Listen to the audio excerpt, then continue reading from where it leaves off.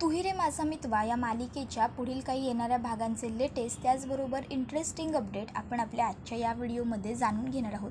तर अजिबात वेळ वाया न घालवता सुरुवात करूया आपल्या आजच्या या व्हिडिओला. तर आजच्या आपल्या या भागात आपण पाहतो की आता बाबांची सर्जरी ही सक्सेसफुली कंप्लीट झालेली असते. त्यामुळे आता आईने आणि जयू आत्याने इशू आणि नमुताईला घरी पाठवून दिलेलं असतं. आता त्या दोघी घरी येतात, जरा चहा पाणी वगैरे घेतात. तर नमुताई इशूला आता तू झोपून घे, सकाळी उठायचं, इशू परत हॉस्पिटलला जायचं आहे असं सांगते. दोघी बहिणी झोपून घेतात, सकाळी उठतात आणि आता इशू म्हणते ताई चल आपण हॉस्पिटलला निघू. त्यावर नमू म्हणते अगं थांब, आपल्याला घरून जेवण बनवून घेऊन जावं लागेल. इशू तिथे आई आहे, आत्या आहे त्यांच्यासाठी.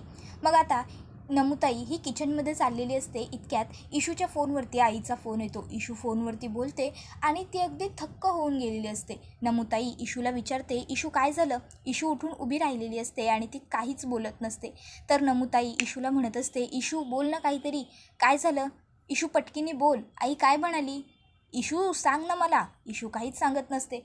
नमुताई इशूला गदा गदा हलवते आणि इशू लवकर बोल असं ओरडते. त्याबरोबर मग इशू ही ताईकडे बघते. त्याबरोबर ताई म्हणते इशू बोल ना, तोंडातून शब्द बाहेर काढ ना. नमुताई इशूच्या हातातला फोन घेते आणि फोन बघते, पण फोन तोपर्यंत कट झालेला असतो. इशू ही ताईला सांगते ताई बाबांना शुद्ध आली. त्याबरोबर हे ऐकून नमुताईलासुद्धा खूप आनंद होतो. नमुताई म्हणते इशू तू खरं सांगतेस ना. त्यावर इशू सांगत असते हो, आईने आत्ताच फोनवर मला तेच सांगितलं. ताई मला कळतच नाही आहे की मी काय करू. मला पूर्ण ब्लँक व्हायला झालं आहे, मला सुचत नाही आहे मी काय करू. त्याबरोबर नमुताई म्हणते इशू इशू शांत हो शांत हो, पहिले आपण गणूबाप्पाजवळ प्रार्थना करूया, साखर ठेवूया आणि ताबडतोब हॉस्पिटलला निघून जाऊया. त्याबरोबर इशू म्हणते नाही नको, काहीतरी खायला घेऊन जाऊया आपण. त्यावर नमुताई सांगते इशू अगं बाबांना आत्ता शुद्ध आली आहे, डॉक्टरने काही खायला सांगितलं आहे नाही सांगितलं आहे माहीत नाही आहे आपल्याला. जर सांगितलं असेल तर आपण तिथेच कॅन्टीनमधून काहीतरी घेऊ, किंवा मग मी किंवा तू घरी कोणीतरी येऊ आणि पटकन काहीतरी बनवून घेऊ, पण आत्ता आपण पहिलं हॉस्पिटलला जाऊ. त्याबरोबर लगेचच इशू म्हणते ताई तुला जे योग्य वाटेल आपण तसं करू, पण चल ना पटकन आटपू. मला असं झालं आहे की कधी एकदा मी हॉस्पिटलला जाते आणि बाबांना भेटते. तुला माहिती आहे किती दिवस झाले बाबा शुद्धीवरती नव्हते. त्याबरोबर नमुताई म्हणते हो हो मला कळते तुझी एक्साइटमेंट, पण थोडा धीर धर. आणि मग आता दोघीही बहिणी ही लगेचच घरातल्या गणपतीजवळ प्रार्थना करतात आणि हॉस्पिटलला आलेल्या असतात. आता हॉस्पिटलला आल्यावर इशू आणि नमू ह्या दोघींना दारात बघून बाबा त्यांच्याकडे हात दाखवतात. दोघीही लगेचच तिथे येतात आणि त्यांच्याजवळ उभ्या राहतात. त्याबरोबर आता नमू आणि इशू यांचा दोघींचाही हात ते घट्ट पकडतात. तर इशू म्हणत असते बाबा तुम्हाला बरं वाटतंय ना. त्यावर ते फक्त मानेनेच होकार देतात. त्यानंतर असेच 2-3 दिवस उलटून जातात, कारण डॉक्टरांनी लगेच आपण डिस्चार्ज करू शकत नाही पेशंटला, त्यांना आणखीन काही त्रास होतो आहे का हे पाहण्यासाठी 2-3 दिवस अंडर ऑब्झर्वेशन ठेवावं लागेल असं सांगितलेलं असतं. आता बाबा रोज त्यांच्याशी फक्त हातवारे करून बोलत असतात. बाबा बोलत नाही ही गोष्ट आई नोटीस करते. त्याबरोबर आई इशूला म्हणते इशू अगं बाबांना शुद्धीवर येऊन जवळपास आज 2 दिवस होऊन गेले, पण तरीही बाबा एक शब्दही बोललेले नाही, असं का. त्यावर इशू म्हणते आई अगं कदाचित थकवा असेल ना, किंवा त्यांना बोलायला जमत नसेल, थकव्यामुळे. मी बोलते डॉक्टरांबरोबर, डॉक्टर काय म्हणतात ते बघते. आणि मग इशू लगेचच डॉक्टरांकडे येते. डॉक्टर आता इशूला विचारतात आली ना तुमच्या वडिलांना शुद्ध, संजय देसाई बरोबर. त्याबरोबर इशू म्हणते हो, पण आमचे बाबा अजून काहीच बोलत का नाही डॉक्टर. त्याबरोबर डॉक्टर म्हणते बऱ्याच वेळेस काय होतं ना, अपघाताच्या वेळी पेशंटने हादसा घडताना बघितलेला असतो आणि त्यामुळे तो त्याच्या ब्रेनमध्ये तसाच्या तसा स्टक झालेला असतो. थोडक्यात काय तर त्याला धक्का बसलेला असतो या गोष्टीचा, आणि त्यामुळे कधीकधी पेशंटची वाचा जाते या सगळ्या दरम्यान. त्यामुळे मे बी त्यांचा तो प्रॉब्लेम झालेला असू शकतो. त्यावर इशू म्हणते काय म्हणजे आमचे बाबा पुन्हा कधीच बोलू शकणार नाही, ते कधीच आम्हाला हाक नाही मारणार. त्याबरोबर डॉक्टर म्हणते होप्स लूज करू नका. हे बघा बऱ्याच वेळा पेशंटचा आवाज काही काळानंतर आपोआप परत यायला लागतो. पेशंट त्या झोनमधून बाहेर आला की आपोआप बोलतो. तर कधीकधी काय होतं आपल्याला पुन्हा तसाच काहीतरी सीन रिक्रिएट करावा लागतो, मग पेशंटला धक्का बसतो आणि पेशंट बोलतो. तर कधीकधी मेडिसिन्सचा फायदा होतो, कधीकधी एक्सरसाइजचा फायदा होतो. बऱ्याचशा ट्रिक आहेत आपला आवाज परत आणण्यासाठी. त्यामुळे त्यांचा आवाज परतच येणार नाही अशी आशा तुम्ही सोडून देऊ नका, आवाज नक्की परत येईल. पण आता बाबांना बोलता जरी येत नसलं तरीसुद्धा त्यांना हात वरे करता येत असतात.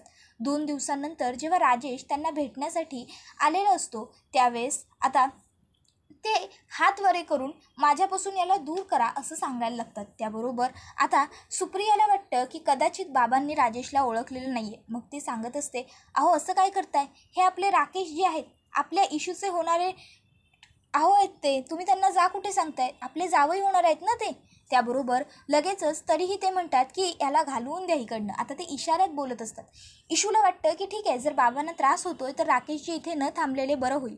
मग इशू राकेशजींना म्हणते, राकेशजी माफ करा, पण जर बाबांना खरंच वाटतंय ना तुम्ही इथे थांबू नये तर काय हरकत आहे, तुम्ही नंतर या किंवा मी तुम्हाला फोनवरती सांगते ना बाबांची तब्येत कशी आहे ते. राकेश म्हणतो, अहो मला काकांना भेटायचं होतं, त्यांची चौकशी करायची होती, प्रेमाने त्यांच्याशी बोलायचं होतं. त्याबरोबर लगेचच तो खोटे खोटे अश्रू ढाळण्याचा नाटक करायला लागतो. त्याबरोबर इशू लगेचच त्याला म्हणते, राकेशजी काळजी नका करू, कदाचित बाबांनी तुम्हाला व्यवस्थित ओळखलेलं नाही आहे आणि आत्ताच आलेत ना ते शुद्धीवर, म्हणून मी नंतरनं बोलेन त्यांच्याशी, तुम्ही काळजी करू नका. आता इथे राकेश हा बाहेरच असतो. पण आता नंतर 2 दिवसांनी आता राकेशला अटक होण्याची सोयसुद्धा अर्णवने आणि मामाने केलेली असते. कारण आता अर्णवने आणखीन जास्त माहिती पाटीलकडून गोळा केलेली असते. तर आता मामा हा अर्णवला काय आयडिया देतो की हे बघ अर्णव, आता तर हा राकेश बेलवरती सुटून आला होता. कशाच्या जीवावरती, पैशाच्या जीवावरती, पैसे. त्याबरोबर अर्णव म्हणतो, हो मामा मग. त्याबरोबर मामा म्हणतो, अरे अर्णव असं काय करतोस, याच्याकडे पैसे येण्याचा सोर्स काय आहे. त्याबरोबर अर्णव म्हणतो, काय आहे. त्यावर मामा म्हणतो, अर्णव अरे तुझी ताई आपली अंजली ही याच्याकडे पैसे येण्याचा सोर्स आहे ना, म्हणून आत्तापर्यंत आपली अंजली सेफ आहे. बघ ना, विचार कर, हा आपल्या अंजलीला हात का लावू शकत नाही, कारण तुझा पैसा, कळतंय, अंजलीचे जेवढे काही अकाउंट्स आहेत त्याच्यावरती तू नेहमी सेविंग करत असतोस का, तर इन फ्युचर अंजलीला काही अडचण येऊ नये. तू जरी अवेलेबल नसशील तरी तिला बँकेतून पैसे काढता आले पाहिजे, तिची अडचण दूर करता आली पाहिजे. आणि इतके दिवस तू तिच्या अकाउंट्सवरती लक्ष दिलं नाहीस का, तर आता तिचं लग्न झालं आहे, तिचा नवरा आहे आणि तो सगळ्या गोष्टी व्यवस्थित मॅनेज करतोय, यासाठी दिवस म्हणण्यापेक्षा वर्ष, बरोबर. त्याबरोबर अर्णव म्हणतो, हो जेव्हापासून ताईचं लग्न झालं आहे तेव्हापासून या 4-5 वर्षात मी नाही लक्ष दिलं तिच्या अकाउंट्सवरती. त्याबरोबर लगेचच मामा म्हणतो, तीच तर गोष्ट आहे, त्याचाच तर त्या राकेशने फायदा घेतला आहे. त्यामुळे आता आपण काय करूया, अंजलीचे सगळे अकाउंट फ्रीज करून टाकूया. त्या राजेशला पैसे मिळण्याचा काही पर्यायच नाही उरला पाहिजे. जर त्याच्याकडे पैसेच आले नाही तर तो तुरुंगातून बाहेर कसा पडेल, चांगला वकील कसा मिळवेल. त्यावर अर्णवलासुद्धा ही गोष्ट पटते. अर्णव म्हणतो, मी ताईबरोबर बोलून घेतो आणि मग तो अंजलीकडे येतो. आता अंजली रडत बसलेली असते. अर्णव तिच्याकडे आल्याबरोबर ती अर्णवला म्हणते, अर्णव यांना काहीही करून सोडव रे. त्याबरोबर आता अर्णव म्हणत असतो, हो ताई, त्याबद्दलच मी तुझ्याशी बोलायला आलो. हे बघ, जिजूंना जर सोडवायचं असेल ना तर सगळ्यात अगोदर आपल्याला तुझे सगळे बँक अकाउंट फ्रीज करावे लागतील. त्याबरोबर अंजली म्हणते, काय. त्यावर तो सांगतो, हो आपल्याला तुझे सगळे बँक अकाउंट फ्रीज करावे लागतील. कारण बघ, कोणीतरी हे मुद्दामून आपल्या जिजूंना फसवण्यासाठी केलं आहे. आपले जिजू अगं इतके चांगले आहेत, त्यांनी आजपर्यंत कोणाचा साधा 1 रुपया काय, साधा कोणाचा चाराना बुडवला नसेल. मग जिजू आपल्या एवढ्या मोठ्या पैशांचा फ्रॉड करू शकतात का, अर्थात नाही ना. मग त्याबरोबर लगेचच अंजली म्हणते, अरे पण हे सगळं करण्याची काय गरज आहे, ते जेव्हा सुटून येतील त्यावेळेस त्यांना असंच वाटेल ना की माझा त्यांच्यावर विश्वास नव्हता म्हणून मी सगळे अकाउंट फ्रीज केले म्हणून. त्याबरोबर अर्णव म्हणतो, नाही अगं ताई, जर तू अकाउंट फ्रीज करशील ना तेव्हाच तर ट्रान्झॅक्शन थांबतील. अगं एका महिन्यात तुझ्या अकाउंटवरून 25 ट्रान्झॅक्शन झालेत. मला सांग जिजूंना काय गरज आहे तुझ्या अकाउंटवरून एवढे ट्रान्झॅक्शन करण्याची. हां, ते आता मगाशी म्हणाले की त्यांनी काहीतरी इन्व्हेस्टमेंट केले आहेत म्हणून, पण इन्व्हेस्टमेंट जरी असतील तरी त्यांनी जास्तीत जास्त 5-6 ट्रान्झॅक्शन्स केले असतील. 25 नाही करू शकत ना कोणी एवढं ट्रान्झॅक्शन. म्हणून मी म्हणतो, तू माझं ऐक आणि जिजूंना सोडवण्यासाठी जे काही करायचं असेल ना ते सगळं करायला मी आहे की, त्याची काळजी तू कशाला करतेस, ते सगळं मी सांभाळून घेतो. फक्त तू अकाउंट फ्रीज करून घे, जिजूंनाच अडकायला व्हायला नको ना या सगळ्यामध्ये, म्हणून मी म्हणतोय. त्याबरोबर आता अंजली म्हणते, चिंटू हे बघ, यांना सोडवण्यासाठी जे जे काही करावं लागेल ना आणि जे जे काही मला शक्य आहे ना ती प्रत्येक गोष्ट अगदी मी करायला तयार आहे. मग अगदीच मला अकाउंट माझे फ्रीज करावे लागले तरीही चालेल. आणि तसंही त्या अकाउंटचं मी काय करते, माझ्या खात्यात पैसे तर नेहमी तूच टाकतोस ना. आणि मला जर हवे असतील पैसे तर मी तुझ्याकडून घेईन. त्यावर अर्णव म्हणतो, गुड ताई, तुला जेव्हा गरज असेल ना तेव्हा तू मला सांग, मी तुला पैसे देईन. किंवा तू एक काम कर ना, माझं क्रेडिट कार्ड तुझ्याकडे घेऊन ठेव एखादं, मग जेव्हा तुला पैसे हवे असतील तेव्हा तू सरळ स्वाईप करू शकशील. त्यावर अंजलीताई म्हणते की नाही रे, एवढ्या सगळ्याची काहीच गरज नाही आहे चिंटू. तर आता अर्णव हा मामाकडे आलेला असतो आणि तो मामाला सांगतो की मामा, मी ताईला मनवलं आहे, 1 मिनटं. आणि मग लगेचच तो आता आकाशला सांगतो कॉल करून, आकाश, ताईचे सगळे बँक अकाउंट फ्रीज कर. त्याबरोबर आकाश म्हणतो, व्हॉट, ताईचे अकाउंट फ्रीज करायचे आहेत? दादा, ताईला पैसे हवे असतील तर? त्यावर आकाशला अर्णव सांगतो, आपण तिला 2 भाऊ आहोत, मी नसेन तर तू, तू नसशील तर मी, कोणीतरी तर तिच्या उपयोगी पडेलच ना.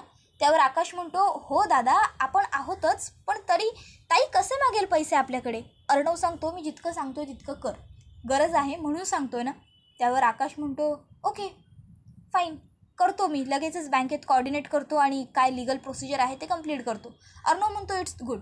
त्याबरोबर लगेचच आता आकाश हा अंजलीताईचे सगळे अकाउंट फ्रीज करून घेतो. तर आता मामा लगेचच अर्णवला म्हणतो, शाबास, very good Arnav, very good. त्या राजेशला वाटतं फक्त त्यालाच अक्कल आहे, पण तू त्याला दाखवून दिलंस की तो फक्त काम करतो पण तू स्मार्टली एखादं काम पूर्ण करतोस. तर अर्णव म्हणत असतो, मामा, आता मी त्या राजेशची अशी कोंडी करणार आहे ना की त्यालासुद्धा कळता कामा नये की हे सगळं त्याच्याबरोबर काय होऊन बसलं. तो स्वतःला वाचवण्याच्या नादात इतका बुडून जाईल की आपल्याला त्रास द्यायचं तो विसरूनच जाईल. आता फक्त मी ताईचे अकाउंट फ्रीज केलेले आहे, आता मी त्याचा बाहेरच्या जगाशी सगळा संपर्कच तुटून जाईल ना, यासाठी सुद्धा व्यवस्थित सोय करणार आहे. त्याबरोबर मामा म्हणतो, म्हणजे अर्णव? त्यावर अर्णव सांगतो, तो इतका नीच आहे ना की पोलीस स्टेशनमध्ये सुद्धा नक्की त्याची काही ना काहीतरी ओळख निघणार आणि म्हणून तो त्याच्याजवळ फोन वगैरे बाळगू शकतो. जर त्याने फोन ठेवला तर मग मात्र त्याला तुरुंगातून सुटणं सोपं जाईल, कारण तो कोणाला तरी कॉन्टॅक्ट करेलच. पण मी त्याच्यावरती पोलीस स्टेशनमध्ये स्पेशली पैसे देऊन असं सांगणार आहे की बारीक लक्ष ठेवा, याला काहीही हालचाल करता आली नाही पाहिजे, म्हणजे त्याला कोणाबरोबरच कोऑर्डिनेट होऊ देणार नाही मी. त्यावर मामा म्हणत असतो, अर्णव, तू हे सगळं ठरवतोयस खरं, पण या सगळ्यात तू अंजलीचा विचार करतोयस ना? त्यावर अर्णव म्हणत असतो, डोंट वरी मामा, माझ्या ताईचा विचार माझ्या डोक्यातून कधीच जाऊ शकत नाही, तिचा विचार मी नेहमी करतो आणि यावेळेसही केला आहे. त्याबरोबर मामा म्हणतो, म्हणजे? त्यावर अर्णव सांगतो, ताईला काही दिवस मी मावशीच्या घरी पाठवून द्यायचा विचार करतोय. त्यावर लगेचच मामा म्हणतो, अरे पण तुला वाटतंय की अंजली जाईल? अरे इथे तिच्या नवऱ्याला अटक झाली आहे. त्यावर अर्णव सांगतो, माहिती आहे ना मला, पण तू विसरतोयस की ताईसाठी आपली सगळी फॅमिली तितकीच इम्पॉर्टंट आहे. मी ताईला हे सांगणार की इथे काहीच काळजी करू नको, जिजूंना कसं सोडवायचं ते मी बघतो, मी त्यांना बाहेर काढेन या सगळ्यातून. पण तिकडे मावशीची तब्येत जास्त बरी नाही आहे, मावशीजवळ आजी ऑलरेडी जाऊन राहिली आहे, म्हणजे खरोखर मावशीची तब्येत बरी नाही आहे हे ताईला माहिती आहे. मी आता ताईला मावशीचं नाव सांगून तिकडे पाठवणार, कमीत कमी 2-3 महिने ताई तिकडेच गुंतून राहणार. याच्यासाठी मी सागरबरोबर कॉन्टॅक्ट करणार, सागरला सांगणार की ताईला तिकडेच गुंतवून ठेव. आता सागर म्हणजे कोण, तर अर्णवच्या मावशीचा मुलगा. ताईला इकडे पाठवू नको, तिची व्यवस्थित काळजी घे, तिला काय हवं आहे नको आहे ते बघ, काही गरज पडली तर मला कॉन्टॅक्ट कर.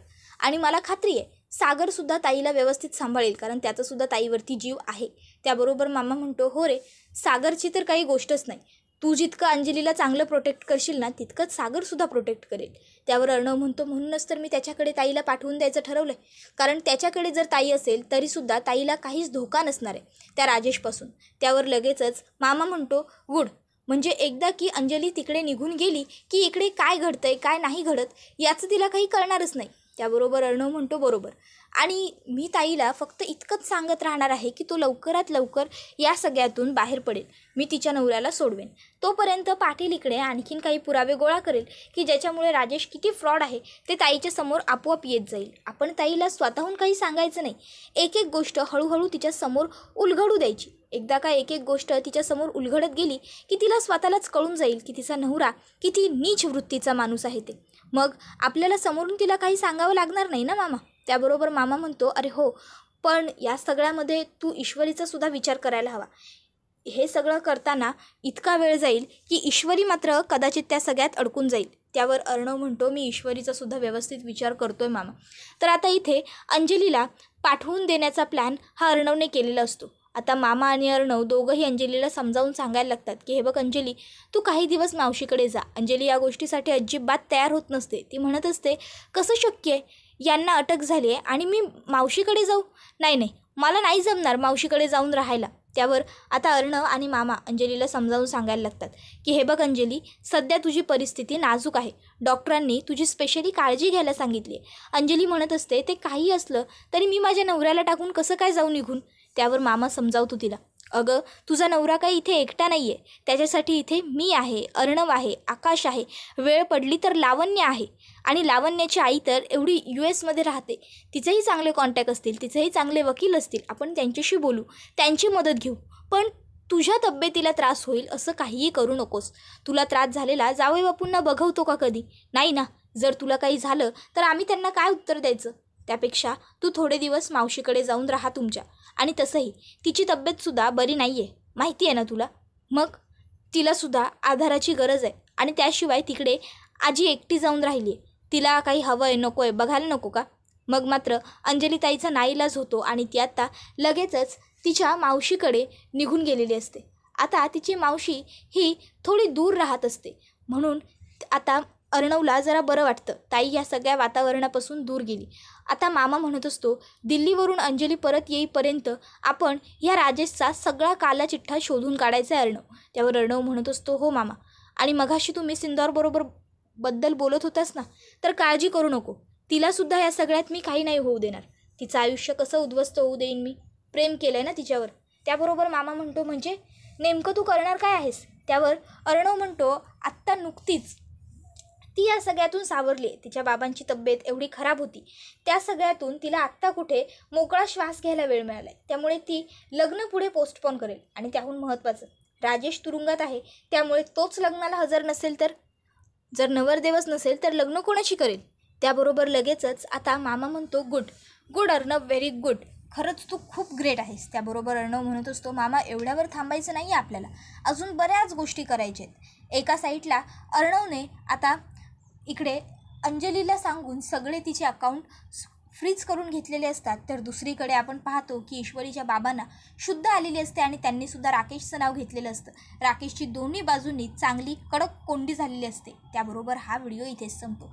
व्हिडिओ आवडला तर व्हिडिओला लाईक करा, चॅनलवर नवीन असाल तर चॅनलला सबस्क्राईब करा आणि बेल आयकॉन आठवणीने प्रेस करा, जेणेकरून तुम्हाला पुढच्या प्रत्येक व्हिडिओचं नोटिफिकेशन मिळत जाईल आणि सर्व व्हिडिओंचा आनंद हा अगदी उत्तम पद्धतीने घेता येईल.